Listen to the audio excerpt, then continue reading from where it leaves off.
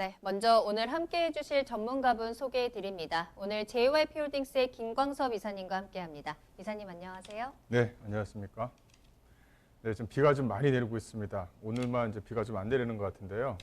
일단은 뭐 부동산 이 3법이 이제 통과가 됐습니다. 이제 부동산 3법 하게 되면 뭐 종부세라든가 뭐 양도세, 법인세 이런 것들이 있는데 오늘 그 임대사업자 그 7월 10일 날 그 부동산 대책이 일어났고요. 또 8월 4일 날 이제 부동산 또 이제 통과가 됐습니다. 그래서 부동산 3법이 이제 통과가 이제 마무리가 됐는데요. 그 임대사업자가 이제 얘기가 좀 많이 나오고 있습니다. 그런 부분에 대해서 오늘 좀 정리를 좀 해봤습니다. 예, 영상을 보시면서 한번 보도록 하겠습니다.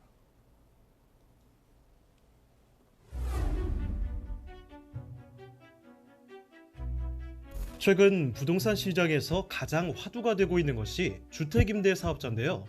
정부가 7.10 부동산 대책을 통해 사실상 주택임대 사업자 제도를 폐지하면서 단기임대 4년, 장기임대 8년으로 등록한 주택임대 사업자들은 의무기간이 지나면 자동으로 사업자 지위가 사라져 세제 혜택을 받지 못하게 됐습니다. 이에 기존 혜택을 보고 등록했던 주택임대 사업자들이 강력히 반발했는데요. 논란이 커지자 정부는 지난 8월 7일 구제 조치의 일환인 임대주택 세제 지원 보완 조치를 전격 발표했습니다. 따라서 다주택자로서 주택임대 사업자를 고려하고 계시거나 이미 하고 계신 분들은 세금으로 수천만 원, 많게는 수억 원을 더 낼 수도 있는 상황이기 때문에 주택임대 사업자로 등록하면 어떤 혜택이 있고 지금도 그 혜택이 적용되는지 궁금한 점이 정말 많으실 겁니다. 주택임대 사업자 혜택은 주택을 언제 취득했느냐에 따라 또 주택임대 사업자를 어느 시점에 등록했는지에 따라서 세법 적용이 달라지고 조건에 따라 다양한 사례가 펼쳐지기 때문에 복잡하고 까다롭게 생각하시는 분들이 많으실 텐데요. 오늘 부동산 시그널에서는 주택임대 사업자 혜택과 요건에 대해 상세히 살펴보겠습니다. 네, 그 주택임대 사업자가 이제 많이 변경이 됐었고 또 이제 그 정부가 또 활성화까지 한 경우도 있었습니다. 그러니까 뭐 어떤 뭐랄까요, 어떤 뭐 비대칭성이 좀 일어난다 이제 이렇게 좀 볼 수가 있는데 하지만은 그 부동산에 대한 가격이 뭐 천정부지로 오르고 그에 따라서도 전세가도 좀 많이 오르다 보니까 이제 임대 사업자에 대해서 어떤 그 종류에 대해서 폐지를 한 경우가 있고 또 장기적으로 또 연장한 경우가 있습니다. 또 그 안의 내용에서 나오는 더 입법적인 뭐 미비에 대해서 좀 얘기가 좀 많이 나오고 있어서 그 부분에 대해서 잠깐 좀 정리를 좀 하도록 하겠는데요. 일단 뭐 임대 사업자를 내셨던 분들 같은 경우는 뭐 2015년도에 내셨던 분들도 계시고 2017년도 또 2018년도 19년도 이렇게 임대 사업자 등록을 하셨던 분도 계셨을 것 같은데 아마도 임대 사업자를 하게 되면 다주택자에 대한 규제가 먼저 좀 떠오르죠. 또 아파트가 좀 현재 좀 폐지가 된 부분이 있다 보니까 그래서 아마도 2018년도 3월 30일 이전에 이제 임대사업자를 등록했는지 아니면 2018년 3월 30일 이후에 좀 등록했는지에 따라서 임대사업자에 대한 혜택이 좀 분리가 좀 될 것 같습니다. 그게 하나의 좀 기준점이 되겠다 이렇게 좀 보시면 될 것 같고요. 또 임대사업자에 대해서 모르는 부분이 좀 있기 때문에 아주 기초적인 부분부터 한번 살펴보도록 하겠습니다. 일단 임대사업자를 종류를 좀 보시게 되면 일단 임대 의무 기간에 따라서 뭐 기업형 임대사업자, 뭐 임대사업자 이렇게 좀 나눌 수가 있는데 중요한 부분은 뭐 공공지역 임대 같은 경우는 해당 사항이 좀 많이 없겠죠. 여기서 뭐 임대사업자라고 한다면 장기민간 또 단기민간 임대주택을 냈느냐 거기에 기간에 따라서 8년과 4년을 뒀었습니다. 또 이제 취득 유예에 따라서 건설임대와 매입임대로 또 나눌 수가 있었고요. 건설임대 같은 경우는 뭐 공공지역 민간임대 또 이런 식으로 좀 나눴습니다. 요거 뭐 건설임대나 매입임대 같은 경우는 뭐랄까요, 뭐 등기를 이전을 하고 뭐 했느냐 안 했느냐 뭐 이런 차이로 좀 나눌 수가 있었던 것 같아요.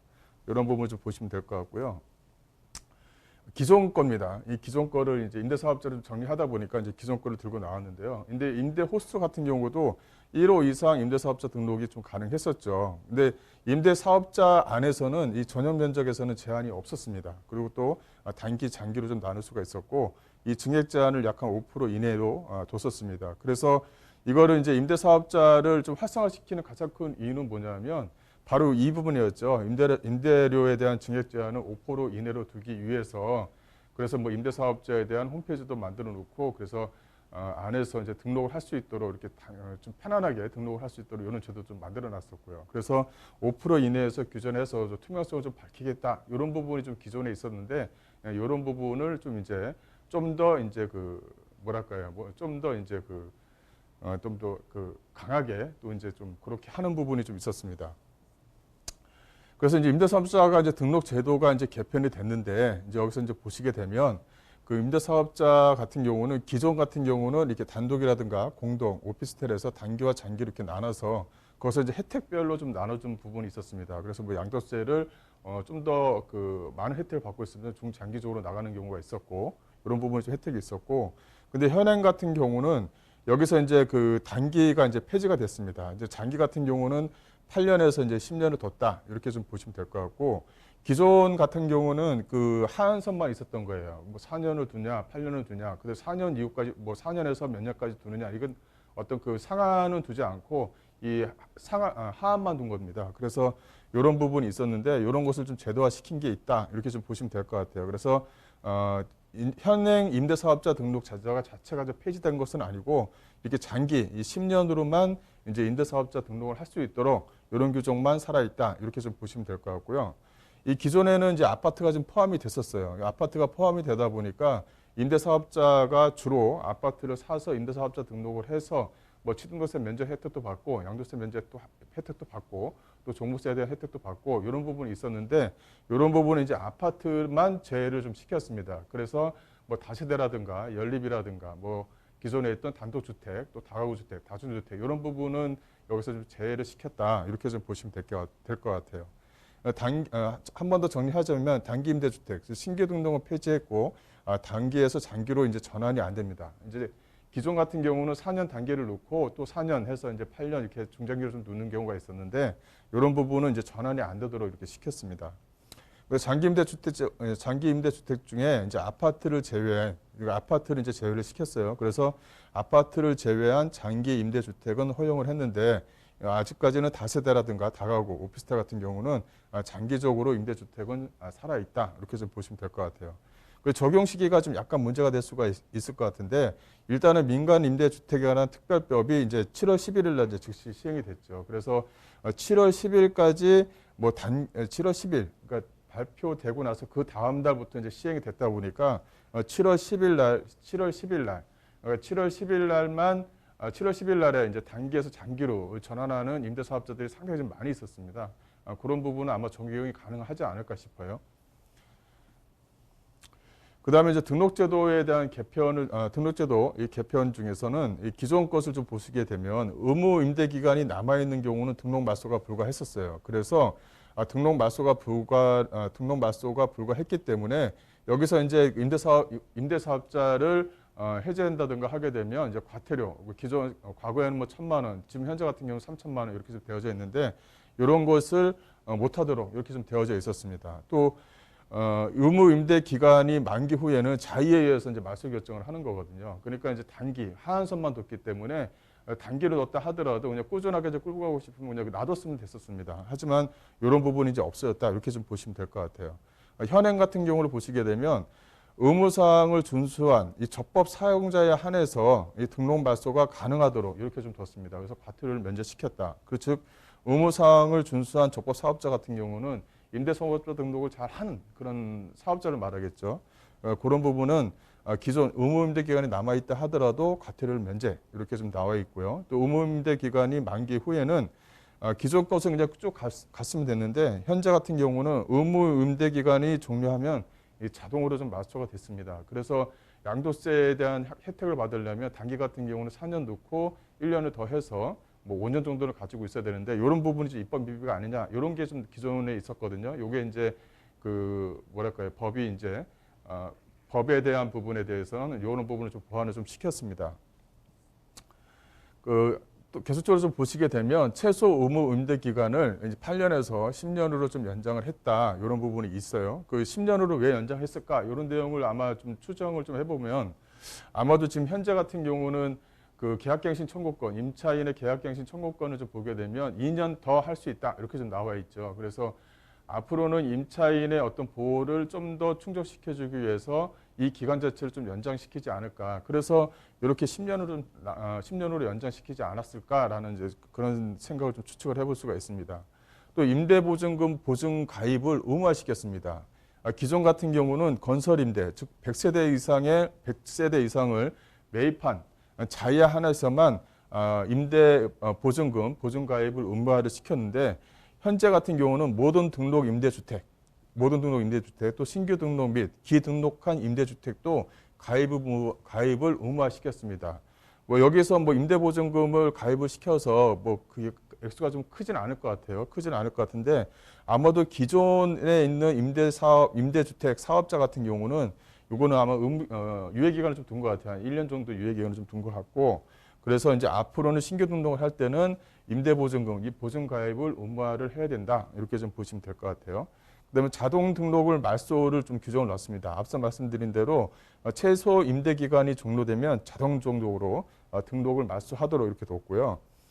그래서 지금 현재 기존 것을 보시게 되면 최소 기간 유지 시 계속적으로 지위를 유지시켰습니다. 그래서 그 안에 나오는 세제 혜택을 유지시켰죠. 그래서 뭐 종부세, 종합부동산세를 합산배제를 해준다든가 이런 부분이 계속적으로 남아 있었는데 이런 것이 이제 기간이 끝나면 자동적으로 말소되도록 이렇게 좀 뒀습니다.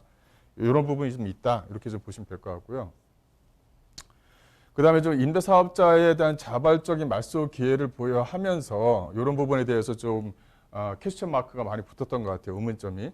기존 보시게 되면 기존에는 3천만 원을 부과했습니다. 이 현행 같은 경우는 공적 의무를 준수한 사업자, 앞서 말씀드린 대로 사업자 등록을 잘 해서 그 뭐 규정대로 5% 이내에서 뭐 임차 비용을 좀 올린다든지 이런 부분을 잘 준수한 그런 사업자에 한해서 자진 말소를 허용을 해줬습니다. 그래서 기존에 있는 재산세 감면이라든가 기존에 받았던 거죠. 토해내지 않고 기존의 재산세를 감면받았다든가 합산 배제했다든가 뭐 취등록세에 대한 감면 등은 유지시켜주겠다.